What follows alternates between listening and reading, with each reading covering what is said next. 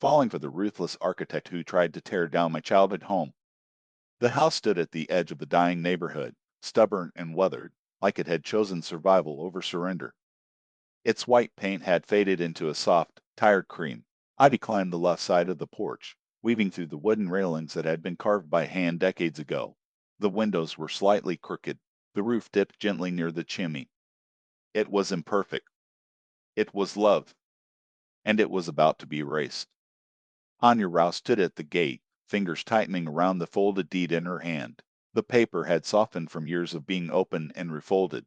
She knew every crease, every stamp, every signature. Behind her, the city of 2026 was rising in steel and mirrored glass.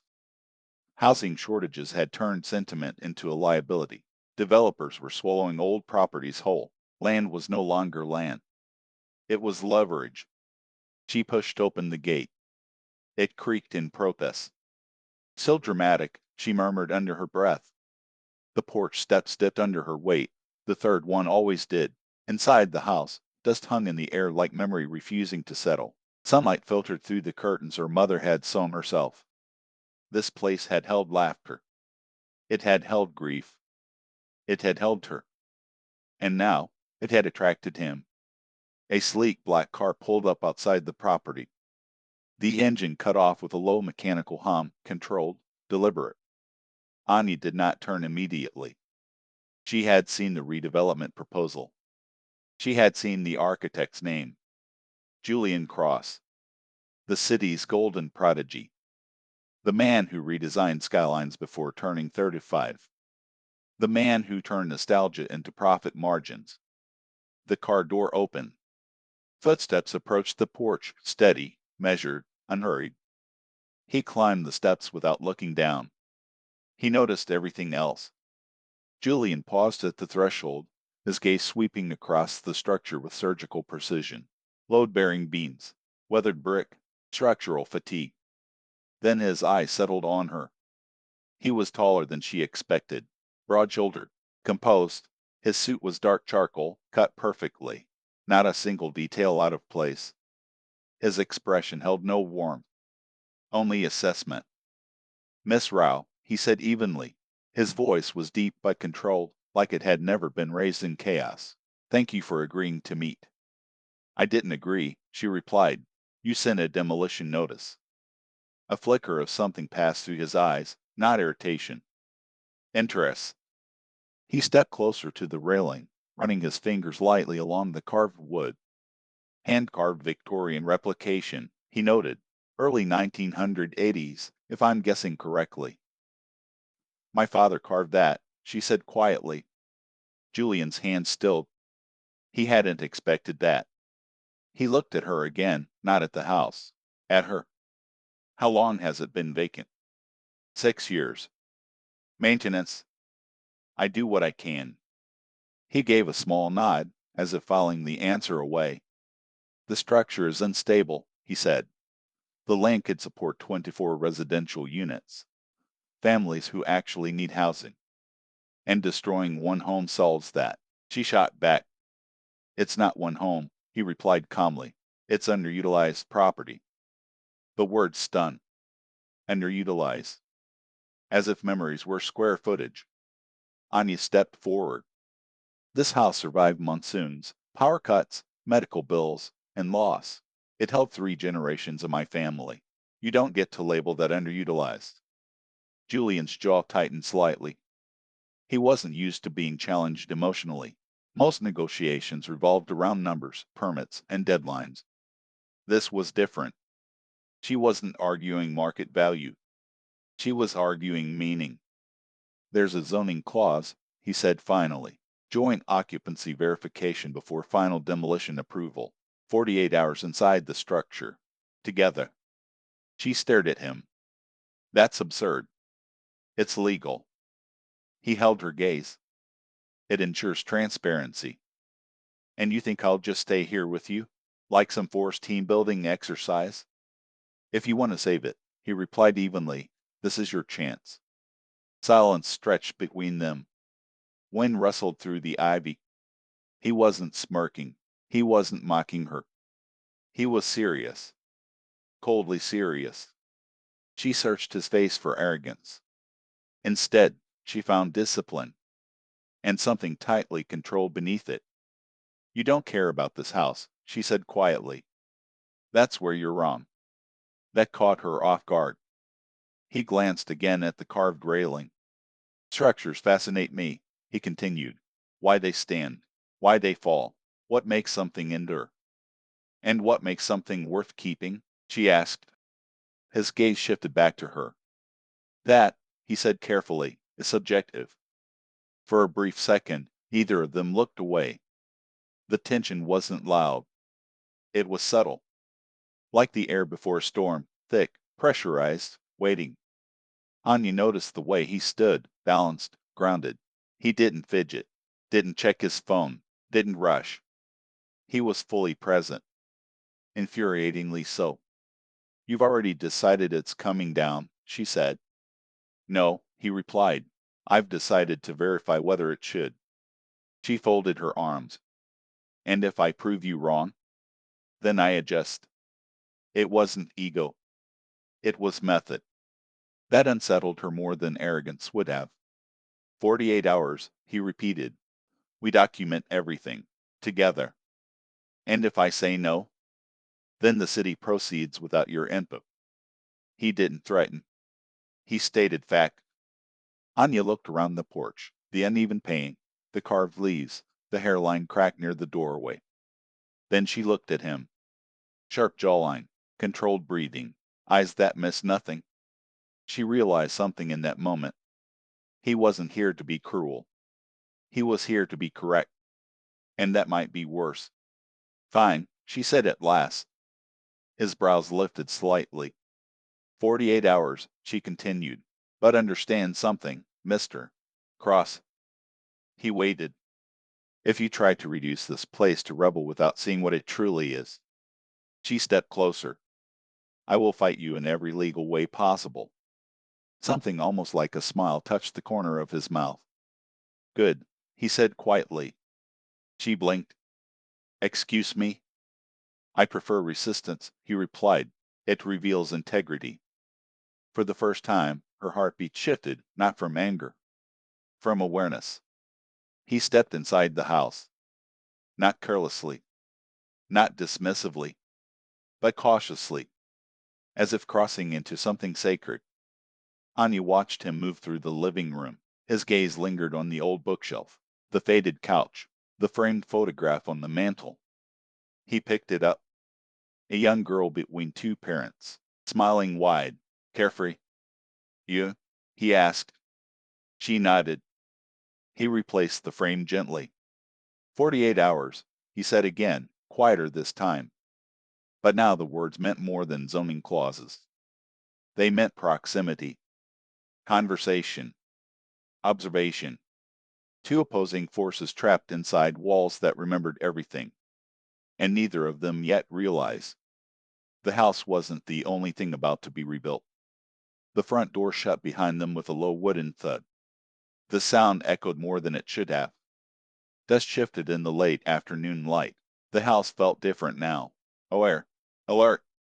Anya stayed near the entryway. Julian stepped further inside, removing his jacket with unhurried precision. He folded it once and draped it neatly over the back of a dining chair. He did not behave like a conqueror. He behaved like a man inspecting sacred ground. Anya watched him carefully. "Don't get comfortable," Anya said. Julian glanced at her. "I won't," Julian replied evenly. "I'm here to evaluate structural integrity, not redecorate." She exhaled slowly through her nose. "You speak about it like it's already a corpse," Anya said. Julian walked toward the nearest wall and pressed his palm lightly against it. "It's a building," Julian said calmly. "Buildings age." "People age," Anya corrected. "Buildings hold them." His jaw tightened slightly. "That's poetic," Julian said. "Not practical." She stepped closer. "Practical doesn't make it right," Anya said. He turned fully toward her now. "And emotion doesn't make it stable," Julian replied. Silence filled the space between them. Not loud, not explosive, just thick. He moved toward the windows, examining the frames. The joints are separating, Julian said. Water damage here. Foundation settling on the southwest corner. You memorized the survey already? Anya asked. I don't show up unprepared, Julian replied. She crossed her arms. You always this confident? Anya asked. Yes, Julian answered simply. That should have irritated her more. Instead, something in his steadiness unsettled her. He crouched near the floorboards, pressing down gently. These planks were replaced, Julian observed. My father fixed them after a storm, Anya said. Julian looked up at her. You were close to him? Julian asked. The question was unexpected. Yes, Anya said quietly. Julian nodded once. My father built extensions onto houses he couldn't afford to live in, Julian said. She blinked. You never mentioned your father, Anya said. I wasn't planning to, Julian replied. There it was. A crack. Small, but visible. He stood slowly. This place isn't worthless, Julian said carefully, but it is inefficient. Everything doesn't have to be efficient, Anya said. It does in a housing crisis, Julian countered. She stepped toward him again. And what about the crisis of losing where you come from? Anya asked. He held her gaze. That's survivable, Julian said. Her expression shifted. You sound like you've practiced that belief, Anya said softly. His eyes sharpened. I don't deal in sentiment, Julian replied. No, Anya said. You build fortresses. That landed. He looked away first. The air shifted again. Outside, thunder rolled faintly in the distance. Storm coming. Julian checked his watch. We should start documentation before sunset, Julian said. You don't waste time, do you? Anya asked. No, Julian replied. Why? Anya pressed. He hesitated. Just for a second. Because time wastes you, Julian said quietly. That wasn't corporate. That was personal. She noticed. He walked toward the hallway. Bedrooms? Julian asked. Down the hall, Anya answered. He stopped before entering. You're not afraid? Julian asked suddenly. Of what? Anya asked. Of losing, Julian clarified. She studied him. I already lost my parents, Anya said steadily. This house is the only thing that didn't leave. The words hung between them. Something flickered in his expression. Recognition. Not sympathy. Recognition.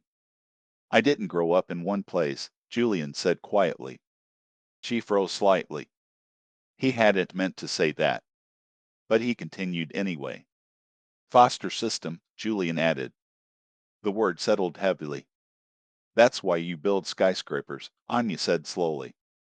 He didn't respond immediately. You build things that can't be taken from you, Anya finished. His gaze locked onto hers. You assume too much, Julian said. I observe, Anya replied. For a long moment, neither of them moved. Thunder sounded closer now. Wind rattled the windows. Then, the lights flickered. Once, twice, and went out. Darkness swallowed the room. Well, Anya said dryly. Efficient. Julian exhaled softly. Back up? Julian asked. Candles.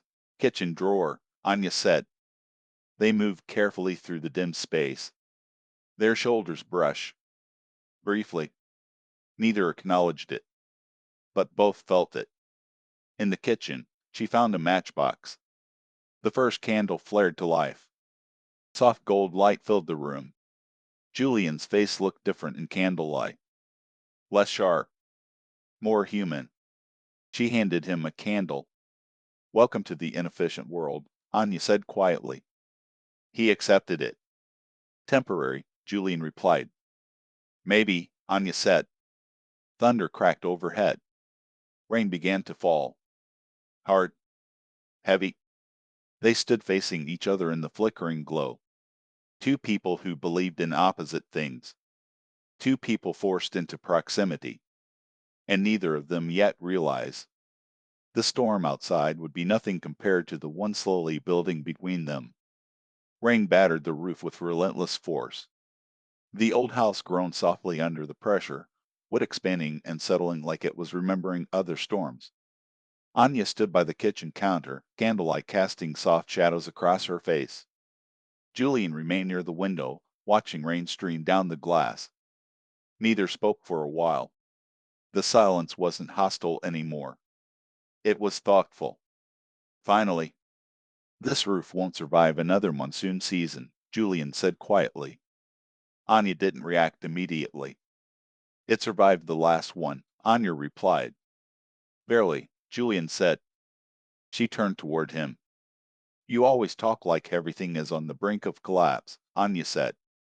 "Because most things are," Julian replied. She studied him. "That's a heavy way to live," Anya said softly. Julian didn't look at her. "It's realistic," Julian answered. Thunder cracked loudly overhead. The lights didn't return. Anya lit another candle and placed it on the dining table. "You can sit," Anya said. Julian hesitated for half a second before pulling out a chair. He sat across from her. The candle between them flickered. Warm light softened the sharp angles of his face. For the first time since he arrived, he looked tired. Not physically. Emotionally. "You really believe tearing it down is the only option?" Anya asked. Julian clasped his hands together. "I believe cities evolve," Julian said. "If they don't, they decay." "And what about people?" Anya asked. "What about them?" Julian responded. "Do they evolve by erasing their past?" Anya asked. His jaw tightened slightly. "No," Julian admitted. "They evolve by not being trapped by it." She leaned back slowly. "You think I'm trapped here," Anya said. "I think you're afraid to let it go," Julian replied. The words were not cruel, but they were sharp. "I'm not afraid," Anya said firmly. "Then why fight so hard?" Julian asked. She held his gaze. "Because not everything old deserves to die," Anya said. He didn't respond immediately. Instead, he looked around the kitchen, at the worn cabinets, the chipped tile, the framed recipe written in faded ink on the wall. His voice dropped slightly. "I never had a kitchen like this," Julian said quietly. She didn't interrupt. "In one foster home," Julian continued, "we weren't allowed to sit at the table. Only the adults could." Anya's expression shifted. "You were a kid," Anya said softly. "That didn't matter," Julian replied. The rain grew heavier. He looked at the candle flame, watching it flicker. "You learn quickly," Julian said, "that nothing is permanent. So you stop attaching meaning to places. And start building places that can't reject you," Anya said gently. His eyes snapped up to hers. "You think this is psychological," Julian said. "I think you're human," Anya replied. Silence fell again. Not tense, not argumentative, just honest.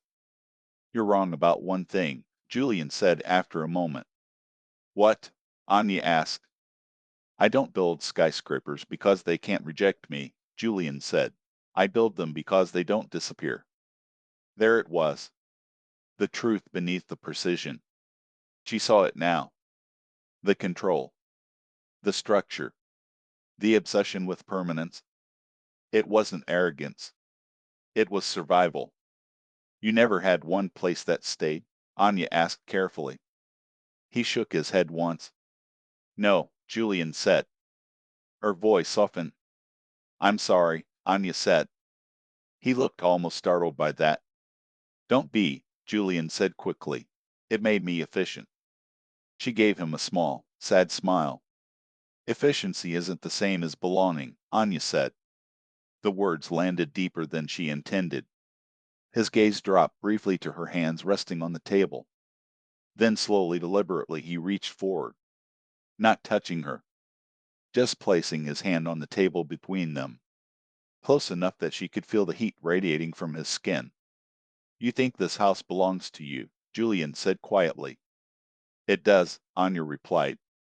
He shook his head slightly. No, Julian said. You belong to it.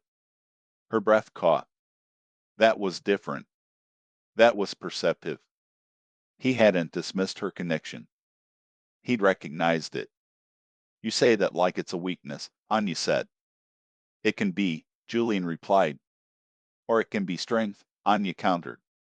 Their hands were inches apart now. The candle flame flickered violently as wind rattled the windows. You don't look like someone who needs saving, Julian said quietly. I don't, Anya replied. His voice lowered further. But you fight like someone who's been left behind, Julian said. That hit hard. She swallowed slowly. And you design like someone who's afraid of losing control, Anya said. For a moment, the storm outside felt distant. It was just the two of them, breathing, watching, understanding more than they intended to. The house creaked again. Julian stood abruptly. We should inspect the upper floor before it gets worse, Julian said. She knew he was retreating, pulling back, rebuilding his walls. But she stood anyway. Upstairs, Anya said. They climbed the staircase slowly. Halfway up, the fourth step gave a loud crack. Anya lost her balance.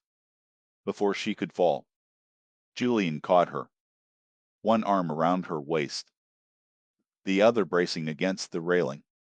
Their bodies collided. Close, very close. She could feel the steady rise and fall of his chest. He could feel the warmth of her breath against his collar. Neither moved. For a full second. Careful, Julian said quietly. His voice was lower now. Not corporate. Not distant. Personal. I know the staircase, Anya said softly. You nearly fell, Julian replied. But I didn't, Anya said, because he was holding her. His hand was still at her waist. Firm. Protective. He seemed to realize it at the same moment she did. Slowly, deliberately, he released her. Structural weakness, Julian said, stepping back. Or distraction, Anya replied. His eyes darkened slightly. Don't, Julian said quietly. Don't what? Anya asked. Complicate this, Julian replied. She held his gaze. It's already complicated, Anya said. Thunder roared again.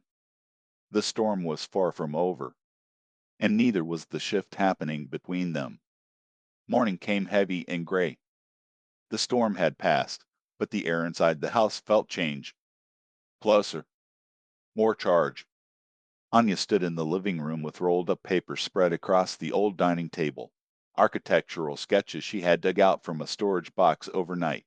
Not professional ones, but careful drawings she had made years ago. Julian entered from the hallway carrying his tablet and a leather portfolio. He stopped when he saw the table. You've prepared a counter-proposal, Julian said. I've prepared a possibility, Anya replied. He stepped closer. The candlelight from last night had been replaced by soft daylight, but the tension lingered. She unrolled her largest sheet. This house doesn't need demolition, Anya said. It needs reinforcement, extension, hybrid renovation. Julian's eyebrow lifted slightly. Hybrid? Julian asked. Preserve the original structure, Anya explained. Add modern reinforcement underneath. Steel beams below the flooring. Foundation stabilization. Solar roofing. He looked at her properly now. You researched structural retrofitting, Julian said. I didn't just sit around crying over memories, Anya replied. He almost smiled. Almost. He moved closer, bracing both hands on the table as he examined her sketches. Their shoulders nearly touched.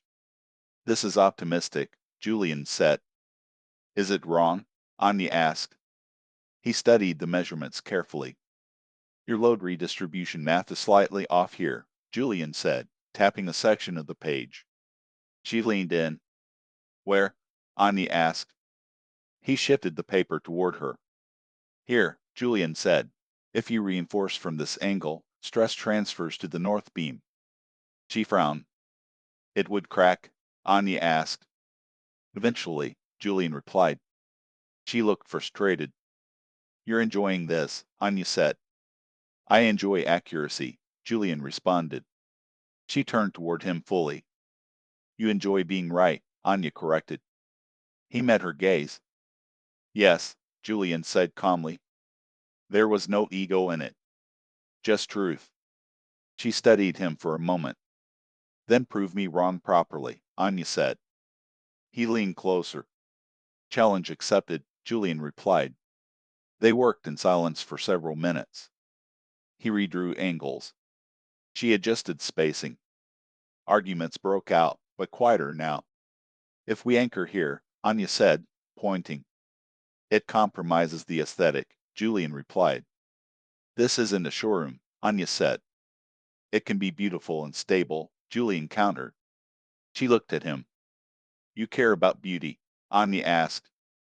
His expression shifted slightly. Of course, Julian said. Why do you think I became an architect? That surprised her. I thought you became one because it was strategic, Anya said. It is, Julian replied, but it's also art. That word hung in the air. Art. She saw it then, beneath the control. He wasn't just a businessman. He was a creator. You hide that part well, Anya said quietly. You hide your intelligence behind sentiment, Julian replied. She narrowed her eyes slightly. Was that a compliment? Anya asked. Yes, Julian said. Direct, unfiltered. Her heartbeat shifted again. He reached across her to adjust one of the drawings. His hand brushed lightly against her wrist. Not accidental this time. Both felt it. Neither moved immediately. His fingers lingered for half a second too long. Then he withdrew. You're passionate, Julian said, his voice lower now. You're controlling, Anya replied. I'm precise, Julian corrected. You're afraid of chaos, Anya said. His jaw tightened. And you invite it, Julian replied. She stepped closer. Maybe chaos isn't the enemy, Anya said. Instability destroys, Julian said. Or it forces growth, Anya countered. Their faces were closer now. Close enough that neither could pretend it was accidental. You push everything, Julian said quietly. Only when someone pushes me first, Anya replied. A charged silence stretched. He looked at her mouth for a fraction of a second. Then back to her eyes. You want me to see this house the way you do, Julian said. Yes, Anya answered. And if I do? Julian asked. Then you'll have to admit you were wrong, Anya said. His lips curved slightly. I don't fear being wrong, Julian said. What do you fear? Anya asked. The question lingered between them. He didn't answer immediately. Instead, he stepped back, creating distance. I fear building something that won't last, Julian said quietly. She softened at that. This house lasted, Anya said. It's deteriorating, Julian replied. So are we, Anya said. He looked confused. We? Julian asked. People, Anya clarified. He watched her carefully. You speak like everything is fragile, Julian said. Everything is, Anya replied. That's what makes it matter. Silence again, but softer this time. He picked up her blueprint and studied it once more. If we merge your preservation idea with a partial vertical extension, Julian said slowly, we can maintain the facade. Her eyes widened slightly. You'd redesign around it, Anya asked. Yes, Julian said. Why? Anya asked carefully. He met her gaze fully. Because it deserves consideration, Julian said. That wasn't business.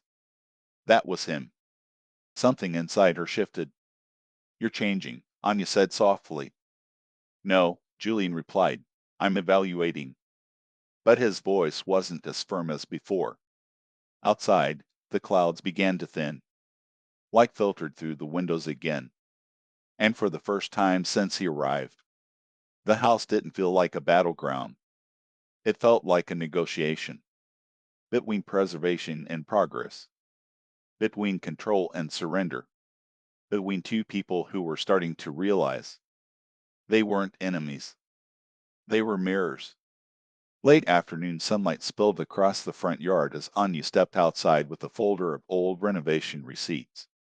Julian was inside, reviewing structural beams in the hallway. The air felt calmer than the storm the night before, almost deceptive. Anya moved toward the gate to retrieve a parcel that had been left against the fence. She didn't notice the man leaning against the neighboring compound wall at first. Mid-40s, unshaven, shirt half buttoned, eyes lingering too long. He straightened when he saw her walking closer. "You're staying here now?" the man asked. Anya slowed but didn't stop. "That's none of your concern," Anya replied evenly. He stepped away from the wall, moving closer to the gate. "Shame they are tearing it down," the man said. "Would have been better if someone bought it cheap." Her grip tightened around the folder. "It's not for sale," Anya said. He smirked.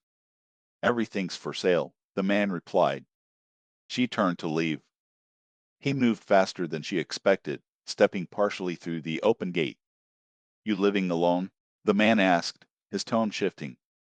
Her spine stiffened. "I'm not interested in this conversation," Anya said firmly. He reached for the gate, blocking her exit. "Relax," the man said, "just being friendly." Her heart began to beat harder. She took a step back. "I said I'm not interested," Anya repeated. His gaze dropped, slow, deliberate, invasive. Julian saw it from the hallway window. He didn't hesitate.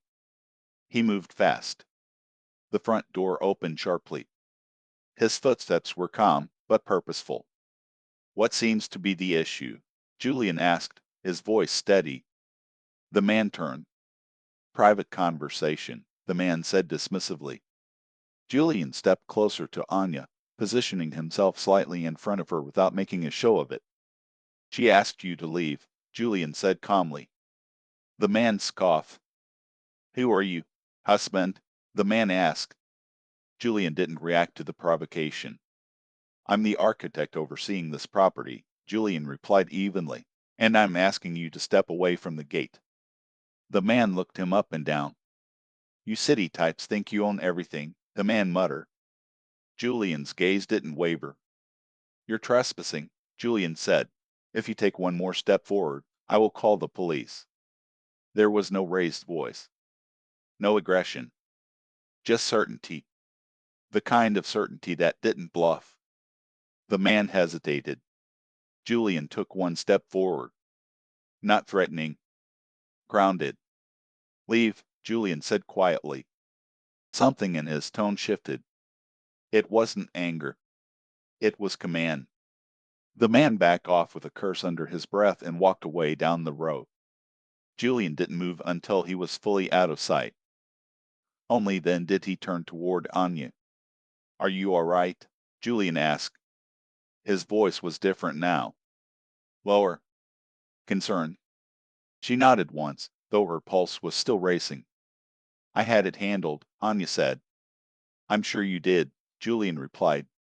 She crossed her arms slightly. "You didn't have to intervene," Anya said. "Yes, I did," Julian said simply. That stopped her. "Why?" Anya asked. He looked at the gate, jaw tight.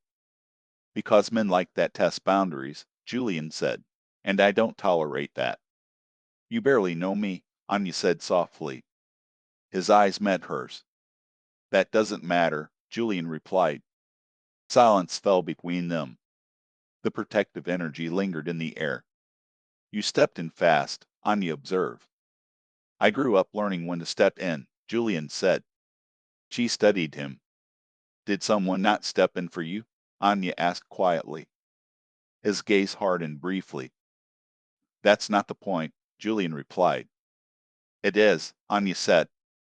He exhaled slowly. "There were situations," Julian said carefully, where I understood very early that no one was coming. Her expression softened. That's why you build control, Anya said. He didn't deny it. And that's why you protect, Anya added. His voice lowered. Protection isn't weakness, Julian said. I never said it was, Anya replied. They were standing closer than before. The adrenaline hadn't fully faded. Her breathing was still slightly uneven. Without thinking, Julian reached out and lightly touched her forearm. Did he touch you? Julian asked quietly. The question carried weight. No, Anya said. His shoulders relaxed subtly. His hand was still on her arm. Warm, firm, present. She noticed. You're shaking, Julian said softly. I'm not, Anya replied. You are, Julian said. She swallowed. It startled me, Anya admitted. His thumb moved slightly against her sleeve, not inappropriate. Grounding. You're safe, Julian said quietly. The words were simple, but they landed deeply. She looked up at him. You sound very sure, Anya said. I am, Julian replied. That certainty did something to her. Not fear, not dependency. Something steadier. Trust. You don't hesitate when it matters, Anya said softly. No, Julian said. And when does it matter? Anya asked. He held her gaze. When someone crosses a line, Julian said. Her heartbeat shifted again. You drew that line fast, Anya said. Yes, Julian replied. Why? Anya asked quietly. His jaw tightened slightly. Because I don't let anyone treat what's under my watch as expendable, Julian said. The words hummed there. Under my watch. She noticed he hadn't said property. He hadn't said project. He had meant her. The realization made the air heavier. Julian, Anya said softly. He looked at her. Thank you, Anya said. He nodded once. You don't owe me gratitude, Julian replied. I know, Anya said. Silence stretched again. Charged. Not with fear now. With awareness. The sun dipped lower, casting golden light across the porch. You should lock the gate, Julian said. I will, Anya replied. He stepped back slightly, giving her space. But the distance felt different now. Closer, somehow. They walked back toward the house together. Not as enemies. Not yet as lovers. But as something that had shifted. Because protection creates intimacy. And neither of them could pretend. That moment hadn't changed something fundamental between them. Night settled heavily over the house. The air still carried the lingering tension from earlier, not fear anymore, but awareness. Anya stood by the kitchen sink, staring out into the dark yard. The gate was locked. The lights inside flickered once, then twice, and went out. Again? Anya exhaled softly. Your efficient city grid is impressive, Anya said dryly. From the hallway, Julian's voice came steady. It's weather interference, Julian replied. She heard his footsteps approach. A match struck. Candlelight bloomed between them. Shadows moved across the walls, softening everything. Julian placed the candle on the table. They stood across from each other, closer than before. The silence wasn't awkward. It was heavy. You were shaking earlier, Julian said quietly. She didn't deflect this time. I don't like being cornered, Anya admitted. No one does, Julian replied. You handled it without raising your voice, Anya said. I didn't need to, Julian answered. She studied him. You're very controlled, Anya said. Yes, Julian said. Always? Anya asked. His gaze held hers. Almost always, Julian replied. The air shifted. She stepped closer to the table. You weren't controlled on the stairs, Anya said softly. His jaw tightened slightly. That was instinct, Julian said. Protection? Anya asked. Yes, Julian answered. She held his gaze. And if I hadn't fallen? Anya asked quietly. He didn't respond immediately. Instead, he moved around the table, slowly, deliberately, until they were standing only a breath apart. You did fall, Julian said. Her pulse quickened. That's not what I asked, Anya replied. The candle flame flickered between them. His voice lowered. If you hadn't fallen, Julian said carefully, I would still have noticed. Noticed what? Anya asked. He looked at her, not past her, not around her. At her. That you're stronger than you pretend, Julian said.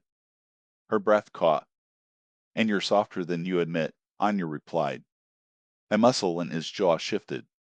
Careful, Julian said quietly. Why? Anya asked. Because you're walking into something, Julian replied. Her heart pounded harder. And you're not? Anya asked. He didn't answer. Instead, he lifted his hand slowly, not touching her yet, hovering near her waist. If I cross a line, Julian said, voice steady but low, tell me. The respect in that statement changed everything. She didn't step back. You haven't crossed anything, Anya said softly. His hand settled lightly at her waist. Warm, firm, grounded, not possessive. Just present.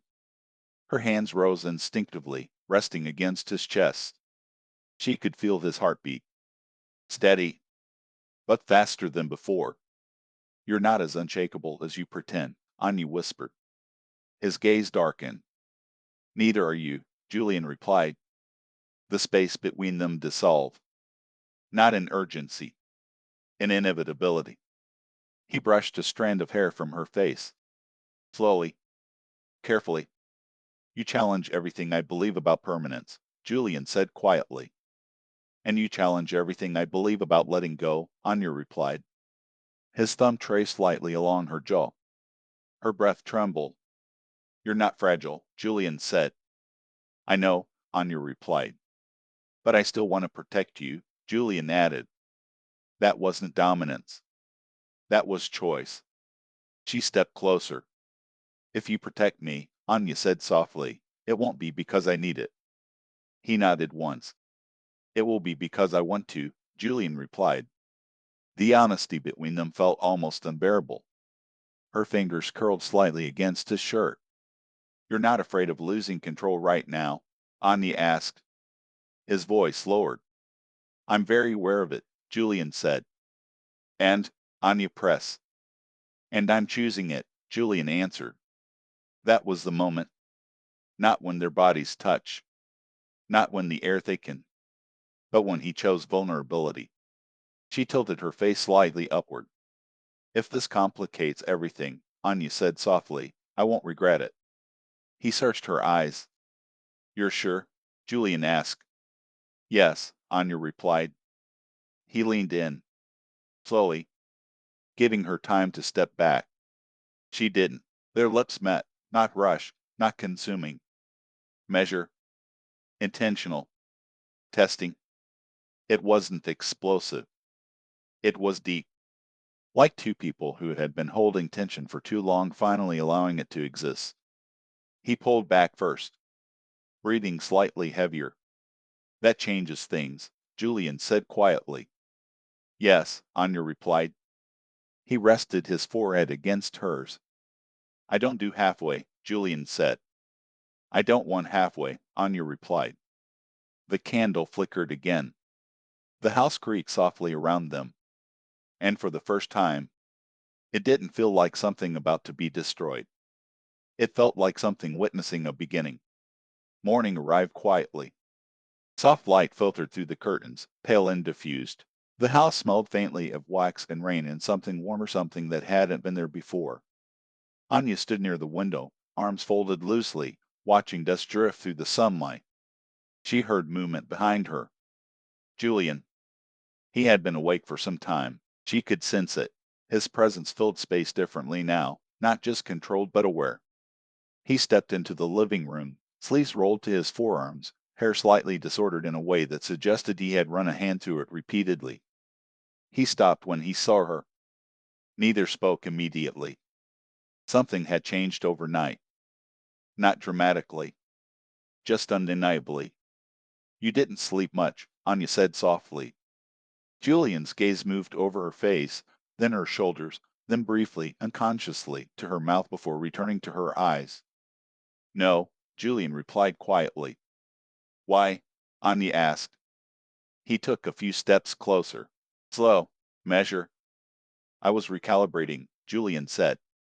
A faint smile touched her lips. That sounds like something an architect would say after kissing someone, Anya replied. His jaw shifted slightly. Yes, Julian said. The honesty made the air warmer. She turned fully toward him. They stood closer than two people casually conversing should. Neither moved back. We should continue the structural assessment, Julian said. His voice was steady, but softer than before. Professional, but threaded with something underneath. Of the house? Anya asked. His eyes held hers. Yes, Julian replied. A beat passed. Only the house? Anya asked quietly. Something in his expression tightened. That would be simpler, Julian said. She noticed his hands, relaxed at his sides, but not entirely still. His fingers flexed once, slowly, like he was resisting the urge to reach for something. Or someone. She stepped past him toward the hallway. Come on, Anya said. He followed. Not close enough to touch. Close enough to feel. They moved into the study, a smaller room, lined with shelves and old blueprints from decades past. The space required proximity. Neither commented on it. Julian unfolded his measuring tape near the wall. Anya leaned over the desk to move stacked papers aside. Their shoulders brushed. Lightly. Both still, not pulling away immediately. Not acknowledging it. Just registering. Julian cleared his throat quietly. The wall alignment shifts slightly here, Julian said, his voice lower than before. Anya didn't turn. How much? Anya asked. He stepped closer behind her to check the angle. Too close now. He could smell the faint scent of her hair, something clean, warm, and familiar, but already recognizable. 2 degrees, Julian said. His voice came nearer to her ear than he intended. She inhaled slowly. That's correctable, Anya said. Yes, Julian replied. Neither moved. The air between them thickened with awareness, not sudden, not overwhelming, but steady rising. She straightened slowly. When she turned, they were almost chest to chest. Neither stepped back. You're distracted, Anya said quietly. Julian's gaze dropped briefly, not to the floor, to where her hand rested against the desk, then back to her eyes. Yes, Julian said. Her pulse quickened. That's inefficient, Anya said softly. It is, Julian replied. A long pause. Then, he reached past her to steady a loose shelf. His arm moved beside her shoulder, close enough that she felt the warmth of his skin through the thin space between them. Her breathing changed, just slightly. He noticed. He always noticed. Does this make you uncomfortable? Julian asked quietly. His voice was calm, but careful. No, Anya said. Her voice was softer than before. Honest. That answer did something to him. He withdrew his arm slowly. Too slowly, as if testing how long the space could hold tension without breaking. You keep watching me like you're trying to solve something, Anya said. I am, Julian replied. What? Anya asked. He held her gaze. How something so unpredictable feels structurally inevitable, Julian said quietly. Her breath caught. That sounds like a design flaw, Anya whispered. No, Julian said. It sounds like load-bearing reality. Silence. Heavy. Warm. Charged with awareness neither of them could dismiss now. She looked at his hands again. Strong, steady, precise. Hands that Bill. Hands that had held her. Julian, Anya said softly. Yes, Julian replied. She hesitated. Not unsure. Just choosing carefully. Last night, Anya said, you stopped after the kiss. Yes, Julian said. Why? Anya asked. He didn't answer immediately. Instead, he stepped slightly closer, not touching, but removing any comfortable distance. Because I don't take what isn't freely given, Julian said quietly. Her heartbeat became audible in her ears. And if it is freely given? Anya asked. His voice lowered further. Then I don't take it lightly, Julian replied. The room felt smaller, warmer, fuller. She swallowed slowly. You make everything sound deliberate, Anya said. It is, Julian replied. A pause. Then, you haven't asked me what I want, Anya said softly. His eyes darkened slightly. That's because, Julian said, I'm waiting for you to tell me. Their breathing synchronized without either noticing when it began. The house creaked gently around them. Outside, wind moved through the trees. Inside, stillness, expectation, choice. Then suddenly, Julian's phone vibrated sharply in his pocket. The sound shattered the moment. He stepped back immediately, answering the call. His posture changed. Rigid, controlled, professional. Yes, Julian said into the phone. Anya watched his expression harden. No, Julian continued. That timeline is premature. Silence as he listened. His jaw tightened. I understand the directive, Julian said slowly. Another pause. Then, yes, I'll review the final demolition authorization today, Julian said quietly. Anya froze. Demolition authorization. He ended the call slowly. Neither spoke for several seconds. Then, they're pushing you, Anya said softly. Yes, Julian replied.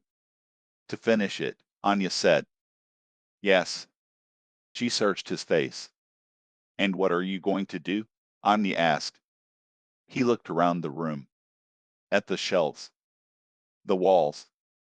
The structure that now held more than just wood and memory. Then he looked at her. His voice was steady. I haven't decided yet, Julian said. But his eye said something else. Conflict. Wait. Something pulling him in two directions, and both mattered. And for the first time, Anya realized this was no longer just about a house. It was about what he was willing to risk. For permanence. For belonging. For her. Julian stood alone on the porch, phone still in his hand. The late afternoon light cast long shadows across the yard. The same yard he had once assessed purely in terms of square footage and zoning value. It no longer felt that simple. Behind him, he could hear Anya moving inside the house, the soft scrape of chair legs, the rustle of papers. Ordinary sounds. But now they grounded him. The call replayed in his mind. Final authorization. Corporate investors impatient. City council backing redevelopment. Sign the order, or be replaced. He rarely felt cornered. He felt it now. The front door opened behind him. You look like someone just threatened your skyscraper, Anya said quietly. He didn't turn immediately. They accelerated the timeline, Julian replied. She stepped closer. How accelerated? Anya asked. I'm expected to submit the signed demolition approval by tomorrow morning, Julian said. Silence fell. The wind moved gently through the trees. And if you don't? Anya asked. They'll remove me from the project, Julian replied. And someone else will sign it, Anya said. Yes, Julian answered. The weight of that truth settled heavily between them. She moved to stand beside him on the porch. So this isn't about convincing the city anymore, Anya said softly. No, Julian replied. It's about convincing you, Anya said. He finally looked at her. His expression wasn't cold now. It was conflicted. I don't make emotional decisions, Julian said. You already have, Anya replied. His jaw tightened. You think kissing you qualifies as abandoning strategy? Julian asked. She met his gaze without flinching. I think standing between me and that man yesterday wasn't strategic, Anya said. That was instinct, Julian replied. And what about redesigning the blueprint? Anya asked. He didn't answer. Because she wasn't wrong. She stepped closer. This house isn't just wood and beams, Anya said. It's proof that something can last, even when people don't. His gaze softened slightly. You want me to fight my firm, Julian said quietly. I want you to decide what matters more, Anya replied. He exhaled slowly. You have no idea what it took to build my reputation, Julian said. Then tell me, Anya said. He looked away briefly, toward the skyline in the distance. I was the foster kid who moved every year, Julian said. No one expected longevity from me, so I made myself indispensable. Her chest tightened slightly. And you did, Anya said. Yes, Julian replied. And now? Anya asked. He looked back at the house. At some point, Julian said, you become what you built. And are you proud of what you built? Anya asked softly. That question lingered. Too long. He didn't answer immediately. Instead, he turned and walked back inside. She followed. They stood once more over the hybrid blueprint on the dining table. The house was quiet. Tense. Show me the numbers, Julian said. Her heart jumped slightly. You're serious? Anya asked. Yes, Julian replied. She moved quickly, spreading out documents. If we preserve the facade and reinforce internally, Anya said, the cost increases by 12%, but we can add a small modern extension at the back. He studied the math carefully. Parking adjustments? Julian asked. Shared underground access with the neighboring property, Anya said. He looked impressed despite himself. You thought this through, Julian said. I didn't want to rely on sentiment, Anya replied.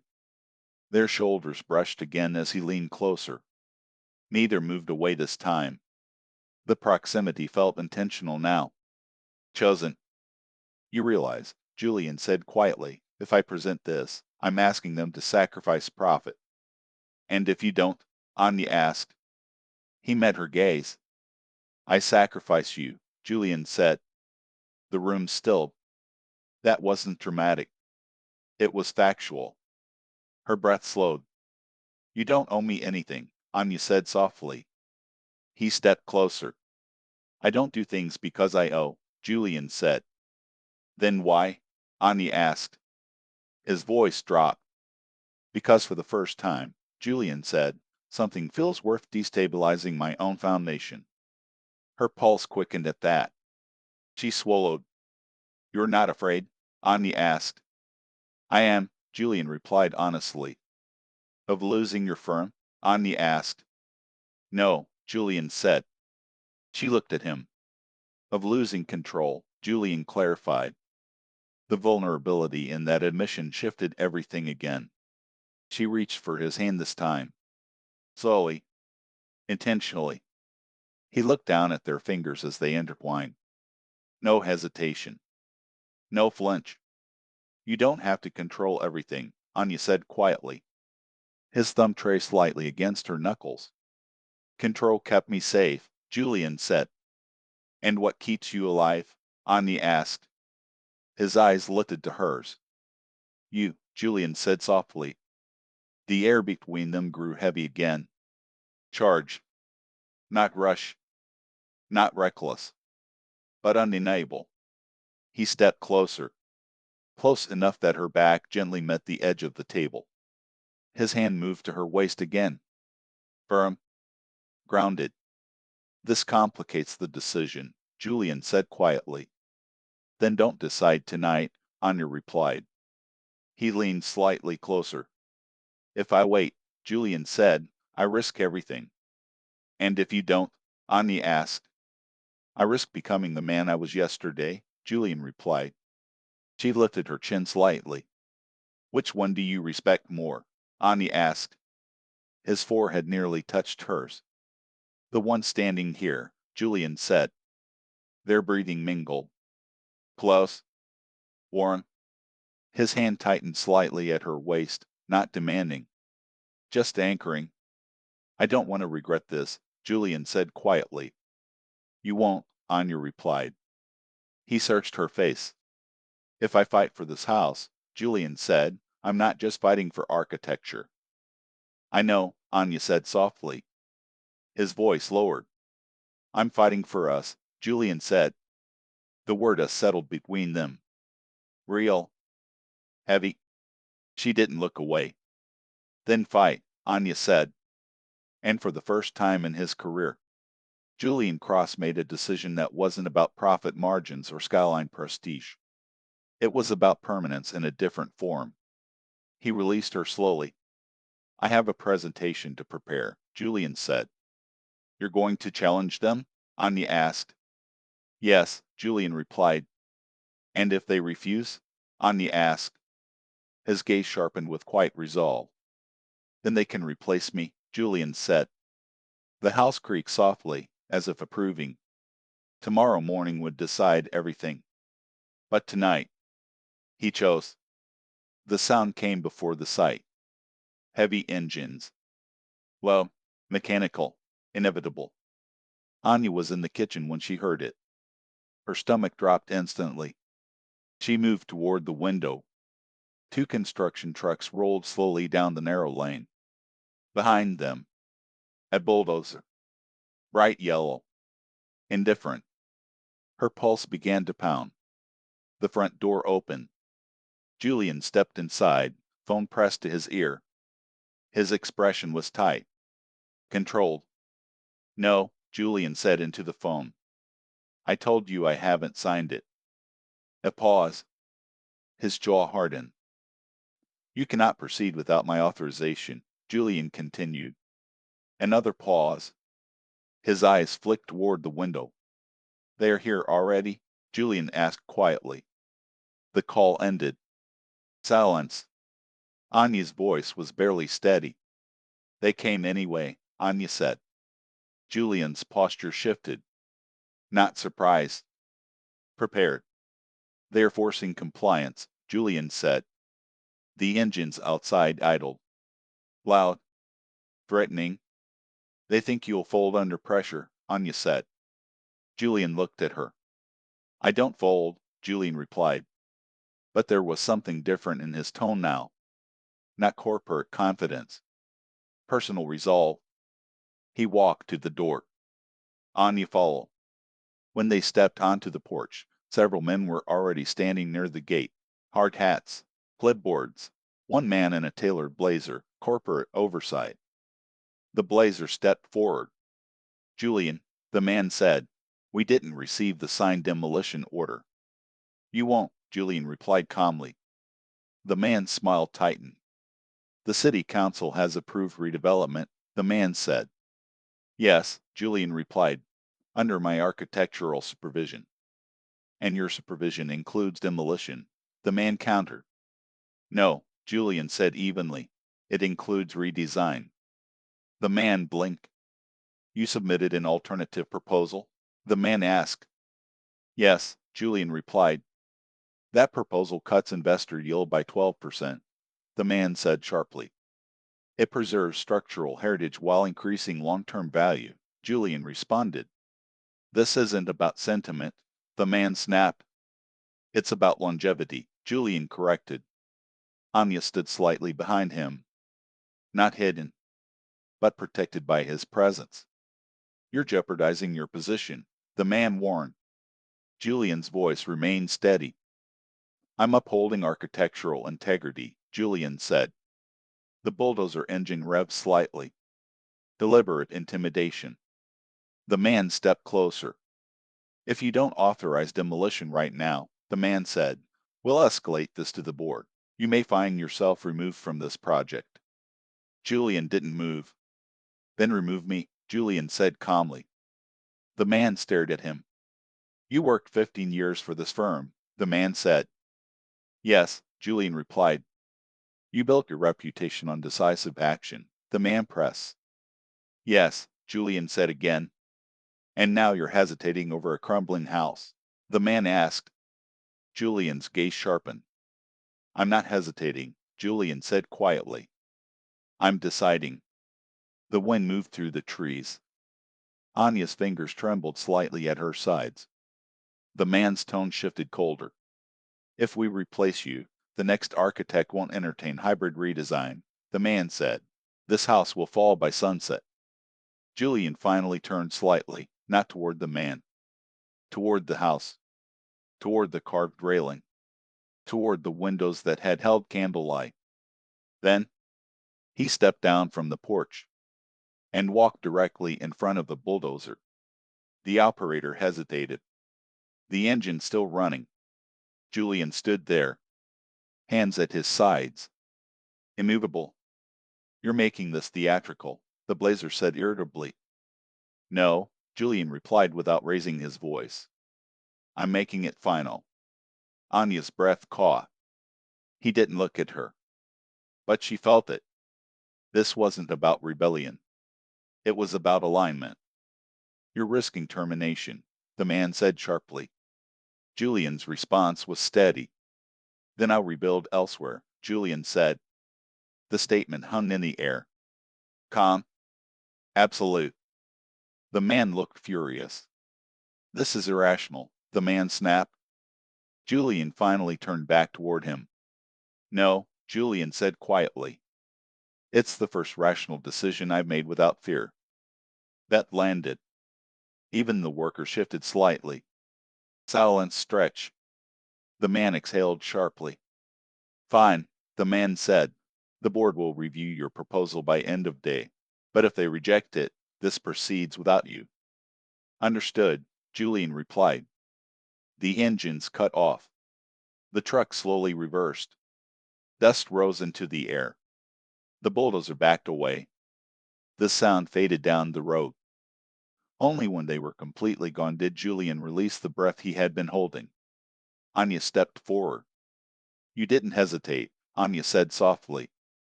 He turned toward her. Yes, Julian replied. You stood in front of a machine twice your size, Anya said. Yes, Julian repeated. Why? Anya asked. He looked at her, really looked at her. Because some things deserve to stand, Julian said quietly. Her eyes glistened slightly. You could lose everything, Anya said. He stepped closer. I already know how to survive loss, Julian replied. His voice lowered. But I don't want to survive without meaning. The weight of that sentence pressed between them. You change, Anya said softly. He shook his head slightly. No, Julian replied. I stopped hiding. She stepped into him this time. No hesitation. Her hands resting against his chest. You chose us, Anya said quietly. Yes, Julian replied. His hand moved to her waist again. Familiar now. Grounding. I don't regret it, Julian said. Neither do I, Anya replied. The house stood behind them. Still old. Still imperfect. Still standing. And for the first time, so was he. The trucks didn't arrive that morning. Instead, silence did. Julian hadn't slept. He sat at the dining table at dawn, staring at the unsigned demolition authorization on his tablet. Anya watched him from the hallway. He looked different in daylight. Less invincible. More human. You didn't send it, Anya said quietly. No, Julian replied. But you didn't reject it either, Anya said. He finally looked up. I'm calculating impact, Julian said. Impact on profit, Anya asked. Impact on everything, Julian replied. She stepped closer. You're afraid, Anya said softly. His jaw tightened. Yes, Julian admitted. That honesty unsettled her. You don't look like someone who's afraid, Anya said. I don't allow it to show, Julian replied. She moved closer to the table. What are you afraid of? Anya asked. He exhaled slowly. If I lose this firm, Julian said, I lose the only stability I built for myself. And if you choose them? Anya asked. He met her eyes. I lose something I didn't know I wanted, Julian replied.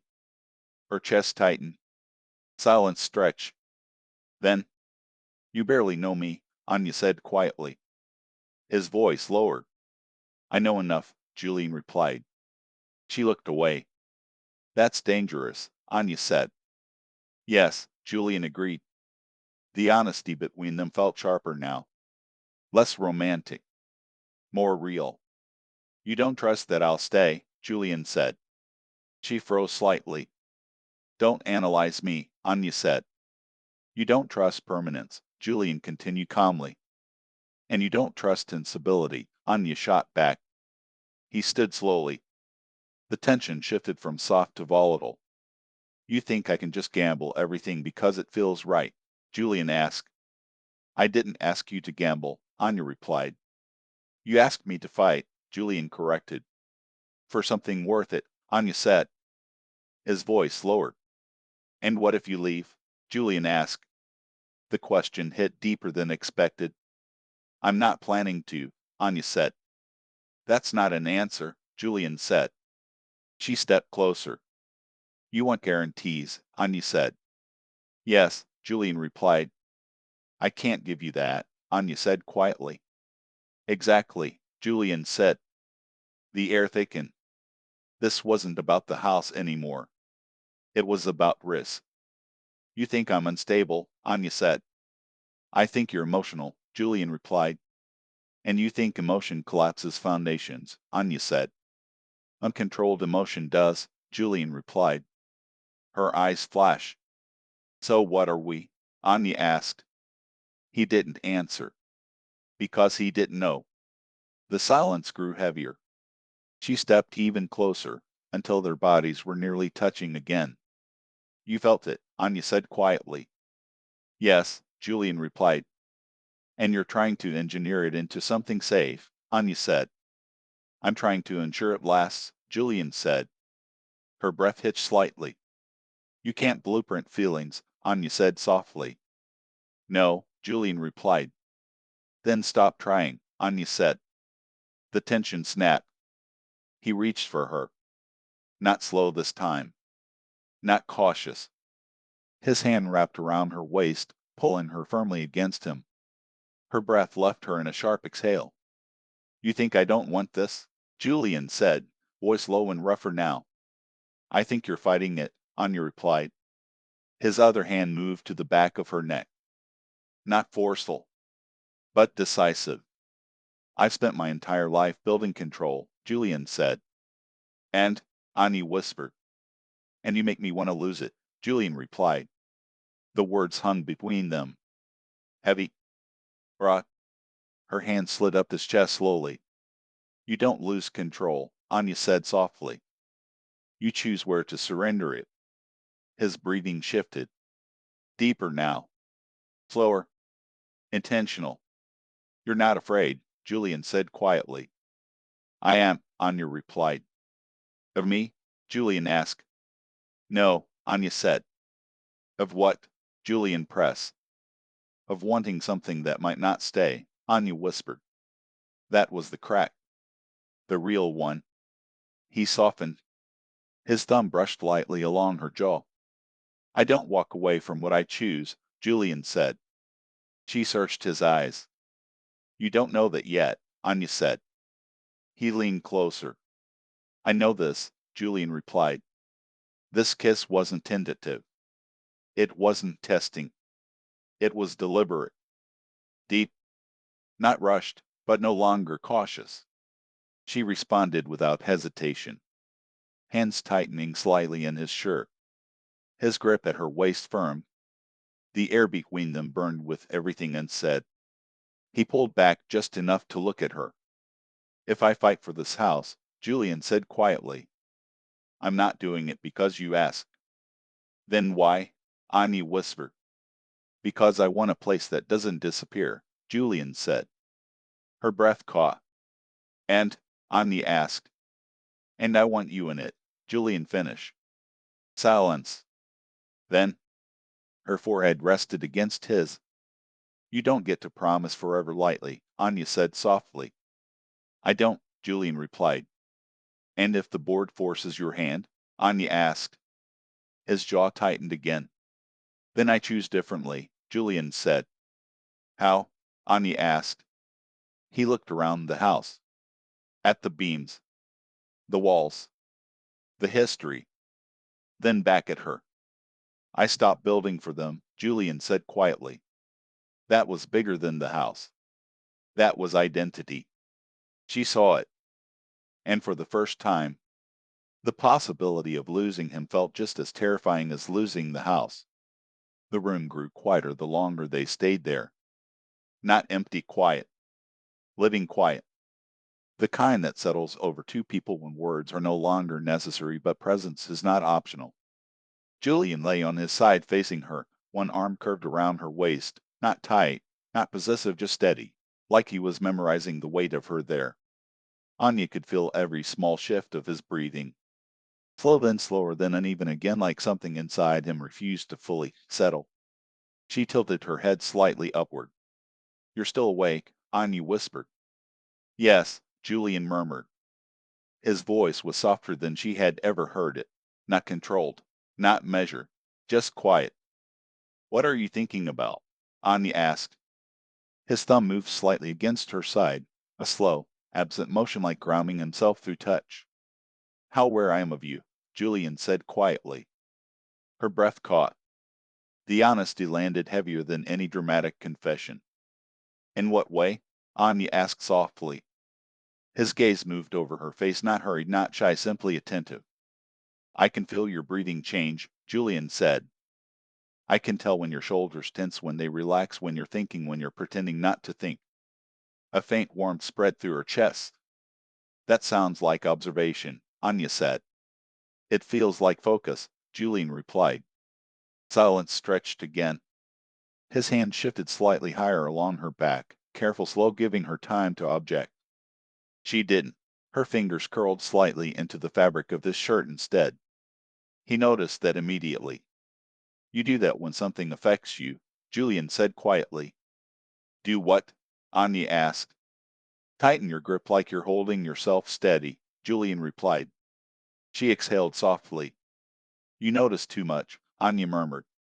I notice what matters, Julian said. That sentence settled deep in her chest.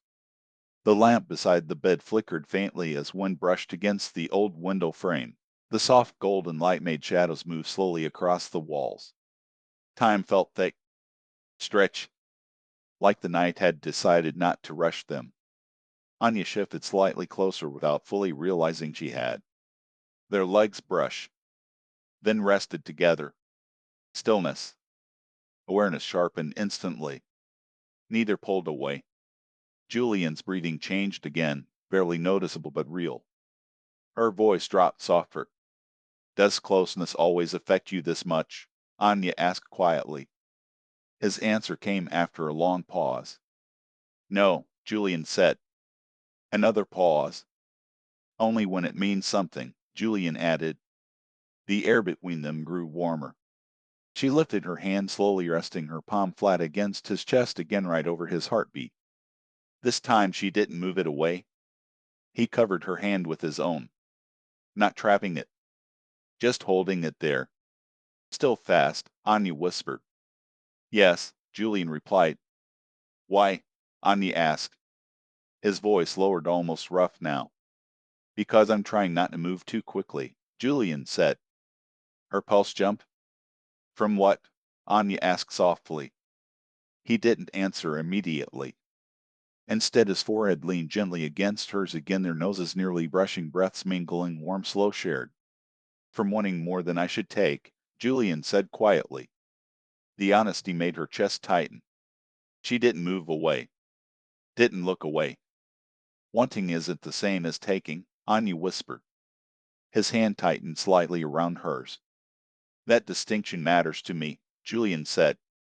She could feel restraint in him, real restraint, not hesitation, choice, and something about that made the closeness more intense, not less. Minutes pass, maybe longer. Neither of them kept track. At one point, Anya shifted slightly, her knee brushing more firmly against his thigh. A small intake of breath left him before he could stop it. She noticed immediately. "You're very responsive," Anya murmured gently. His eyes opened slowly. "Yes," Julian said quietly. "Is that uncomfortable?" Anya asked. He searched her face carefully before answering. "No," Julian said. "It's consuming." The word lingered. She swallowed slowly. "Do you regret staying?" Anya asked. His hand moved to her jaw, thumb brushing lightly along the curve there, slow, thoughtful, reverent, almost. "No," Julian said. Another slow pass of his thumb.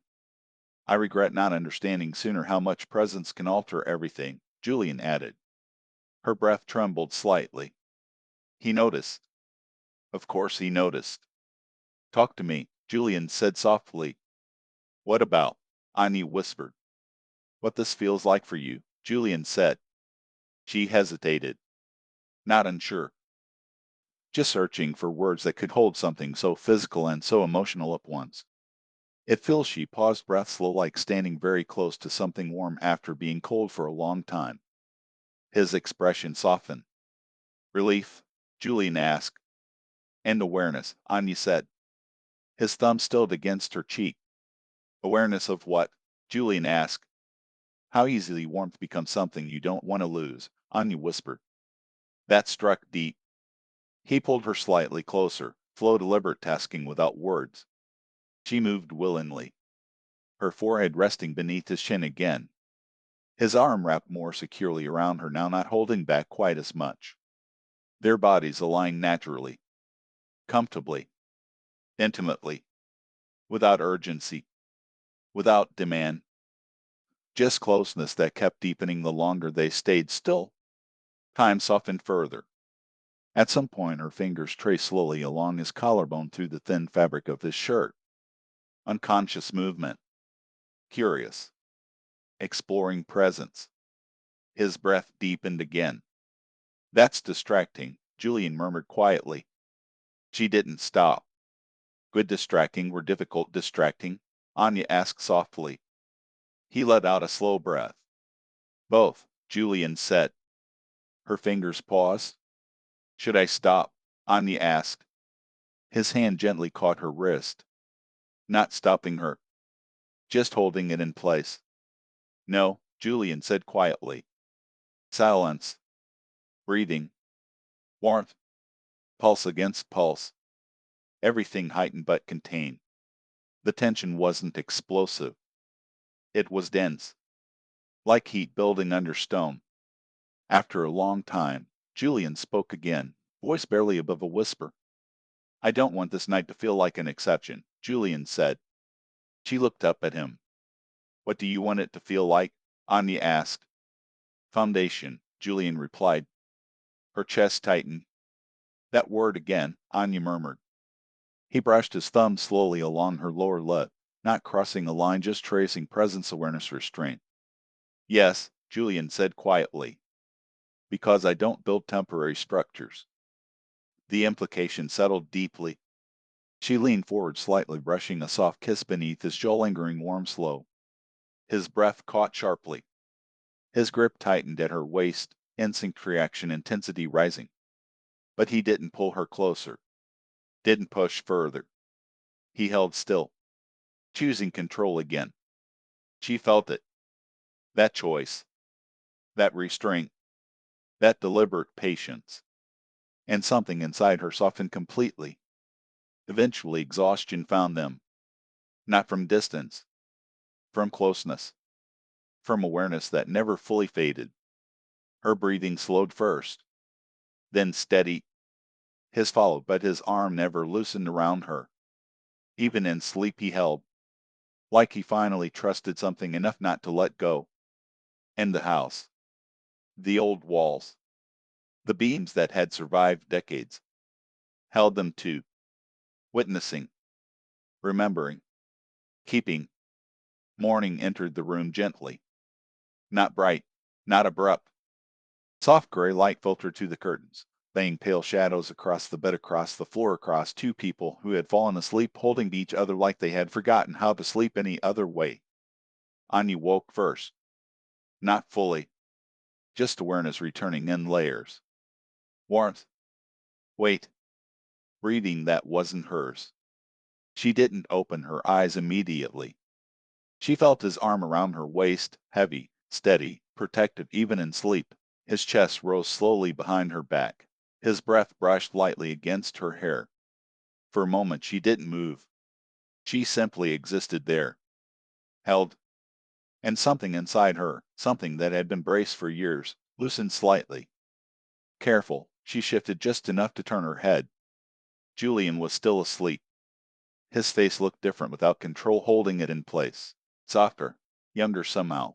A faint crease between his brows remained, even in rest, like tension lived permanently beneath the surface. Her gaze lingered. He didn't look like a man who demolished homes. He looked like someone who had never truly had one. Her chest tightened. Slowly, very slowly, she lifted her hand and brushed her fingers along his wrist where it rested against her. He stirred slightly. His grip tightened instinctively. Not conscious. Instinct. She froze, then softened. You hold even in sleep, Anya whispered quietly. His breathing shifted, but he didn't wait. She watched him a moment longer. Then reality returned. The board meeting. The decision. The possibility that when he walked out that door, he might not come back the same. Or at all. Her throat tightened. Carefully, gently, she slipped from his arms. The moment his hand lost contact with her body, his fingers flexed faintly, searching unconsciously, then still. She stood beside the bed for a long moment, watching him, memorizing him, just in case. The house was cold in the early morning air. Anya moved quietly through the kitchen, preparing coffee with slow, deliberate movements. The small, ordinary sounds felt louder today. Water pouring, cup resting on wood, spoon touching ceramic, each sound marking time, each second bringing departure closer. Behind her, footsteps. She turned. Julian stood in the doorway, hair slightly disordered, shirt wrinkled from sleep. He looked disoriented for half a second until his gaze found her. Relief passed across his face before he could hide it. You left, Julian said quietly. I woke early, Anya replied softly. He stepped closer, slower than usual, like morning required recalibration. For a moment they simply looked at each other. Everything from the night before still present. Nothing and none. Did you sleep? Anya asked. Yes, Julian said. A pause. Better than usual, Julian added. Her chest warmed slightly. She handed him a cup. Their fingers brushed.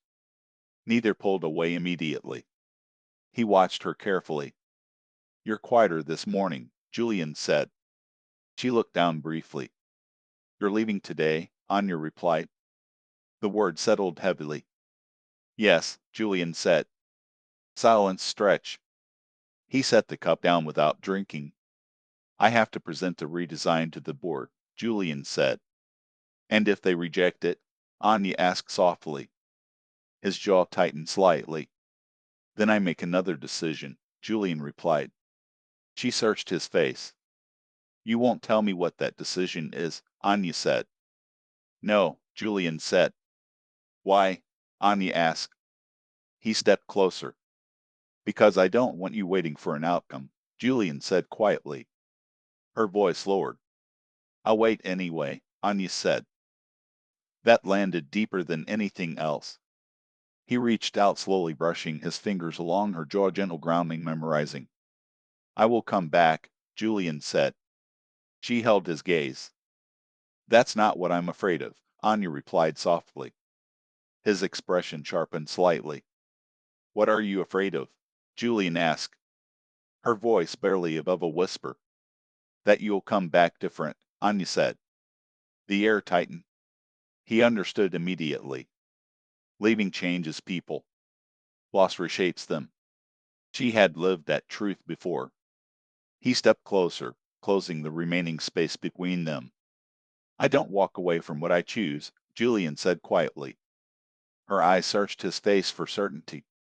And what did you choose? Anya asked. His voice lowered. You, Julian said. This house. What we're building. Her breath trembled slightly. That sounds permanent, Anya whispered. It is, Julian replied. Silence.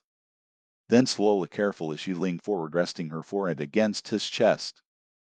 He wrapped his arms around her instantly. Firm, anchoring. Neither spoke for a long time. He inhaled slowly, like memorizing her scent, her warmth, her presence.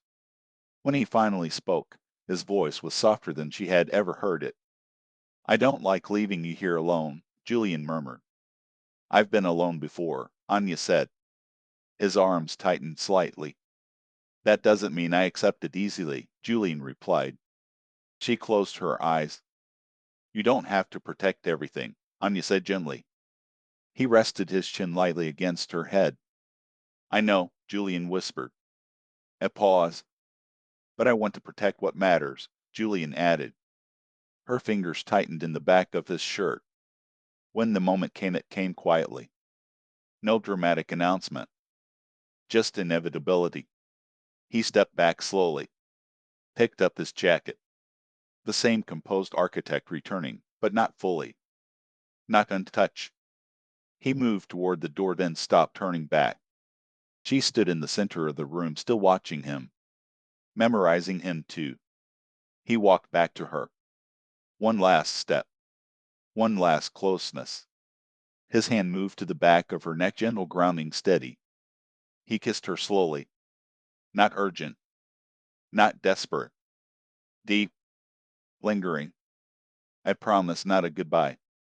When he pulled back, his forehead rested briefly against hers. Lock the gate, Julian said quietly. I will, Anya replied. Don't open it for anyone, Julian said. She nodded. He stepped away again. This time he didn't return. The front door opened. Close. His footsteps faded. Then silence. Heavy. Loud. Final.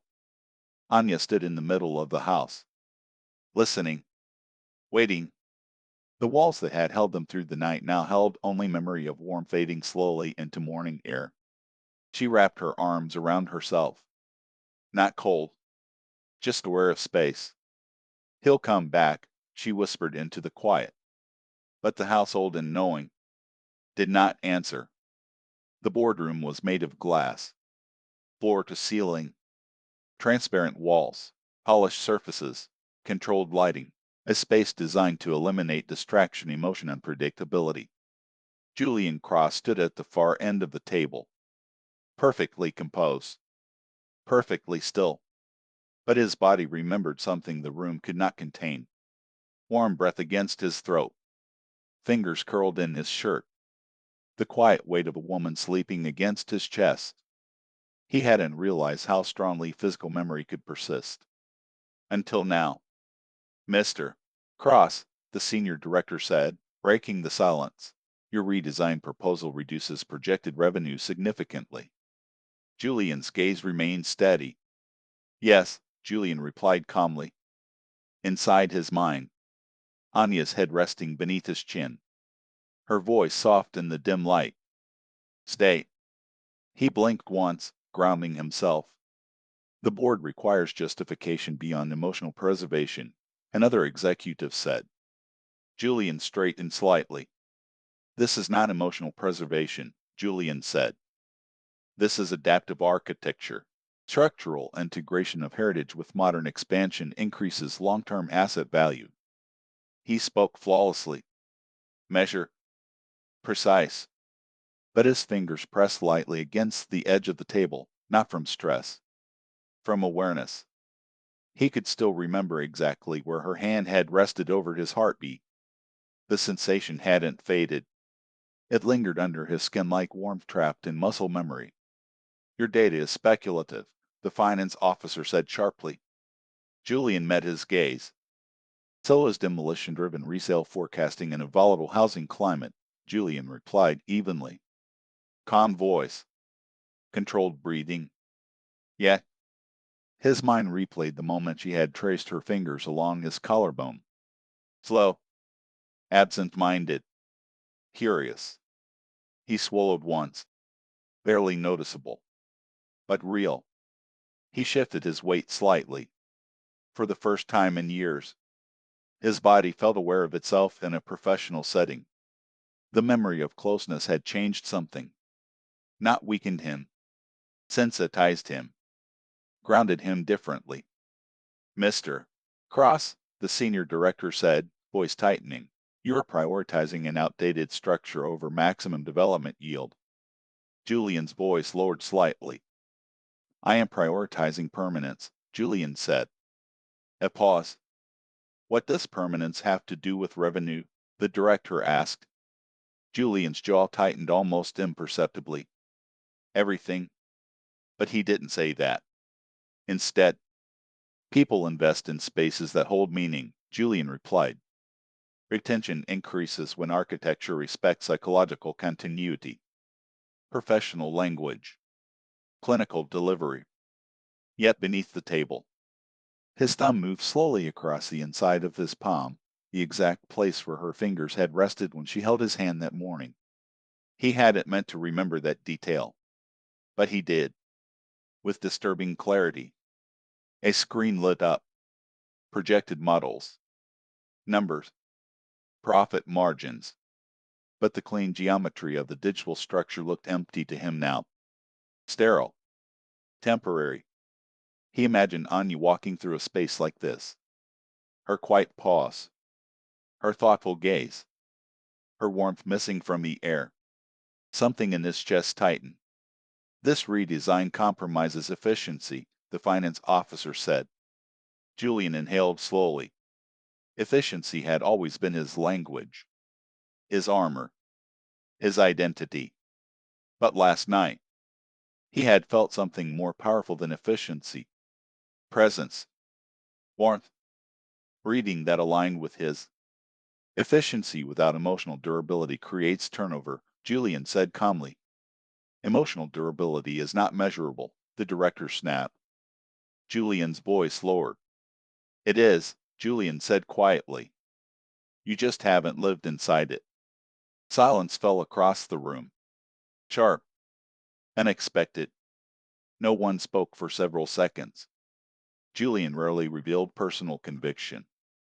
Today it slipped through. Uncontrolled. Just slightly. And he felt it. That shift.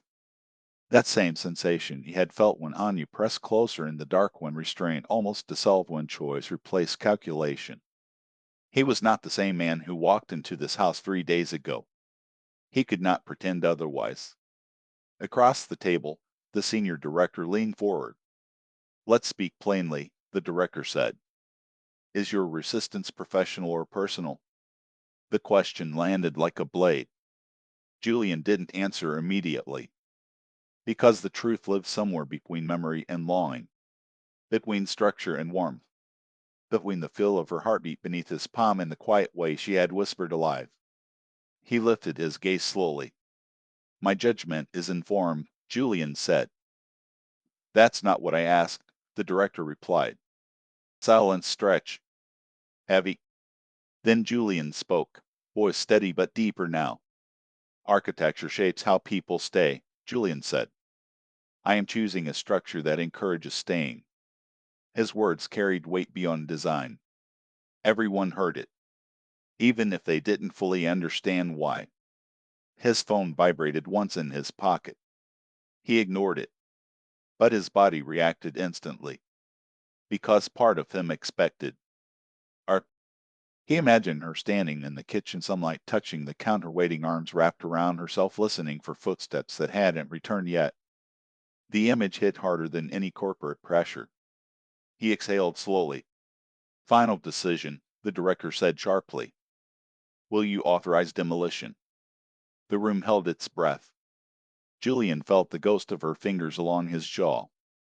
her warmth against his chest, the quiet way she had said, "Don't treat this like it's temporary." His pulse slowed, settled, center. He spoke clearly. "No," Julian said.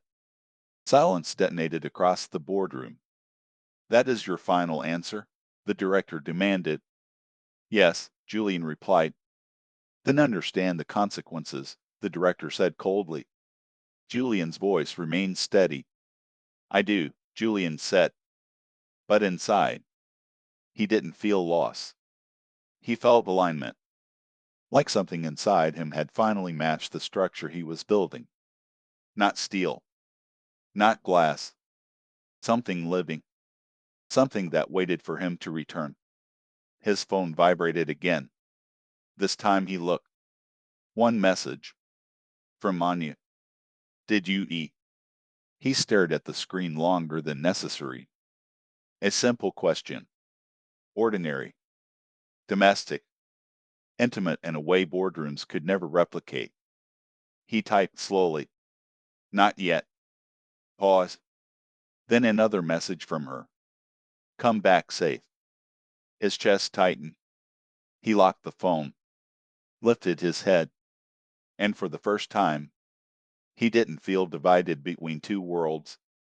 He knew exactly where he needed to be. The engines arrived just before noon. Anya heard them before she saw them. Low, mechanical, familiar now in a way she hated. Her body reacted instantly. Cold fingers, tight chest. She stepped onto the porch. Two trucks rolled slowly toward the gate.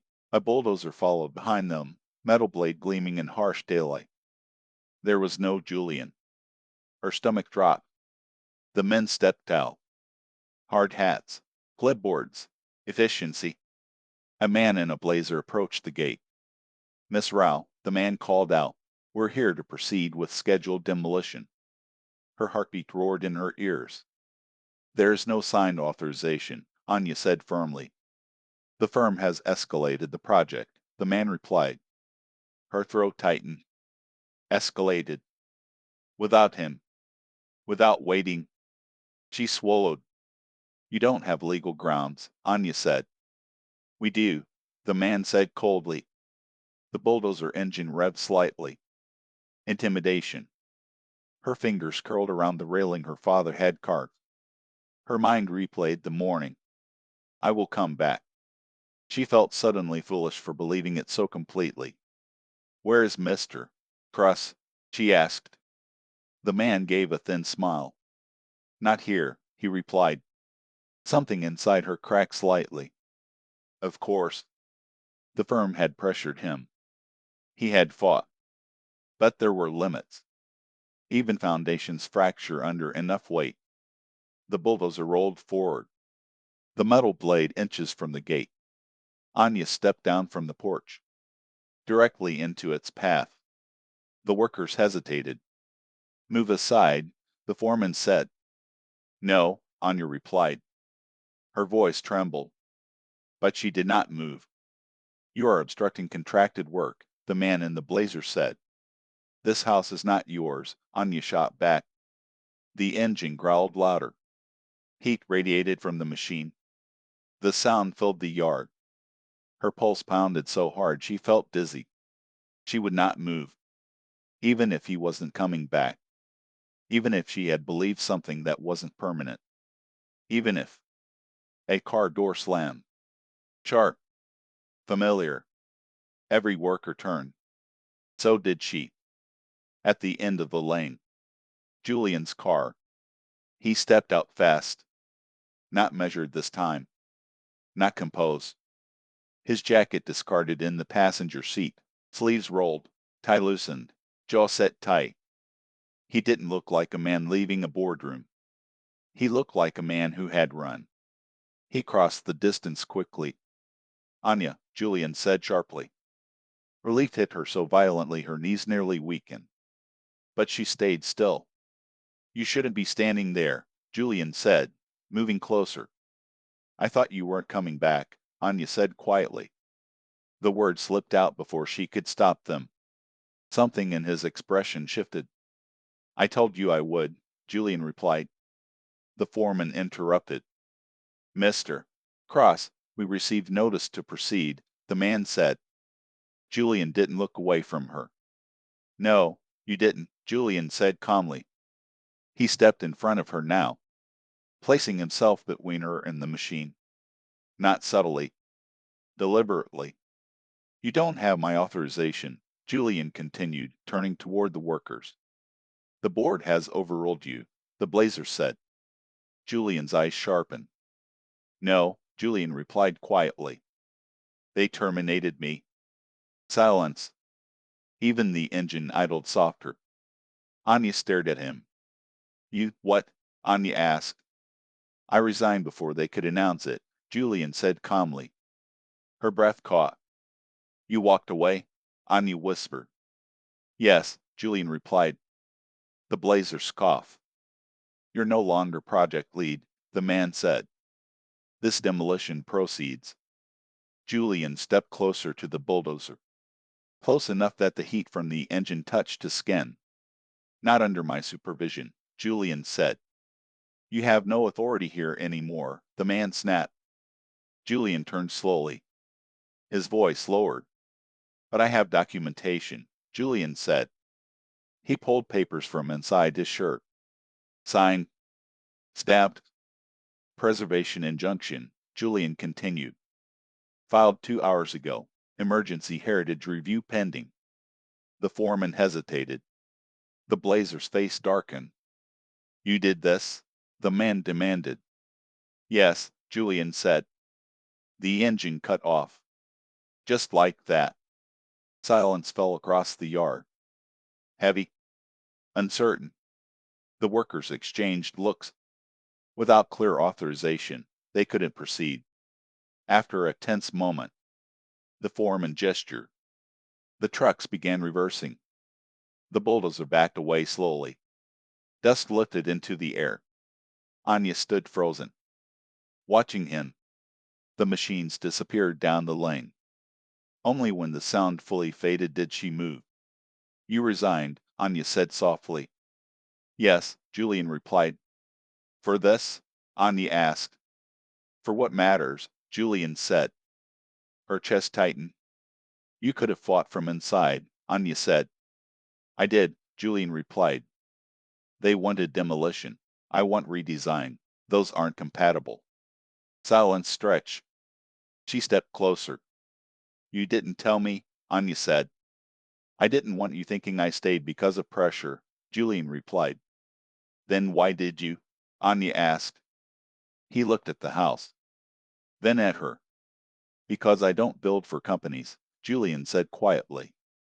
I build for people. Her breathing slowed. You said you don't do halfway, Anya said softly. I don't, Julian replied. He stepped closer, close enough that the tension from the night before returned instantly, but sharper now. Hard-earned. You thought I chose them, Julian said quietly. Her eyes flickered. I was afraid you would, Anya admitted. His hand moved to her waist again. Not rush. Grounded. I chose you, Julian said. Her breath trembled. You barely hesitated, Anya said. I hesitated in the boardroom, Julian replied. I didn't hesitate coming back. The weight of that hit differently. He had run. Not calculated. Not controlled. Run. She stepped into him, arms around his shoulders. Not cautious. Not reserved. His arms closed around her instantly. Firm. Certain. You left everything, Anya whispered against his chest. I left a firm, Julian corrected softly. I didn't leave what I was building. Her heart pounded. And what is that? Anya asked quietly. His hand lifted her chin. His voice lowered. A foundation that doesn't disappear, Julian said. He kissed her then. Not restrained this time. Not tentative. Deep. Intentional. The kind of kiss that comes after sacrifice. After choice. After distance proves desire. When he pulled back, his forehead rested against hers. I'm not done building, Julian said softly. She looked up at him. Good, Anya replied, because neither am I. Behind them, the house stood, still imperfect, still aging, still waiting, but no longer under siege. Now, it had two architects. 3 months later, the house no longer looked abandoned. It looked alive, scaffolding wrapped gently around the sides, not invasive, but supportive. Steel reinforcement beams had been installed beneath the original structure. The carved porch railing had been carefully restored, not replaced. Glass panels extended subtly at the back of the property, modern, clean, intentional, not erasing, integrating. Julian stood in the yard studying the structure with focused intensity, blueprint rolled under his arm. Anya stepped out onto the porch, wiping dust from her hands. You've been staring at that corner for 10 minutes, Anya said lightly. Julian didn't turn immediately. I'm adjusting the light distribution ratio, Julian replied. She smiled faintly. It's a house, not a museum, Anya said. He finally looked at her. It's both, Julian replied. She walked down the steps toward him. The late afternoon sun caught the steel framing, reflecting warmth rather than glare. You redesigned the back extension twice, Anya said. Yes, Julian replied. Why? Anya asked. He studied the structure a moment longer. Because I wanted the old beams to remain visible, Julian said. They are imperfect, but they carry history. She watched him carefully. You used to prioritize seamless finishes, Anya said. I used to prioritize concealment, Julian replied. Her breath softened. He wasn't just talking about wood. She stepped closer. You didn't regret resigning, Anya said quietly. No, Julian replied. You don't miss it? Anya asked. He looked at her. I miss the precision, Julian admitted. She raised an eyebrow slightly. And, Anya prompted.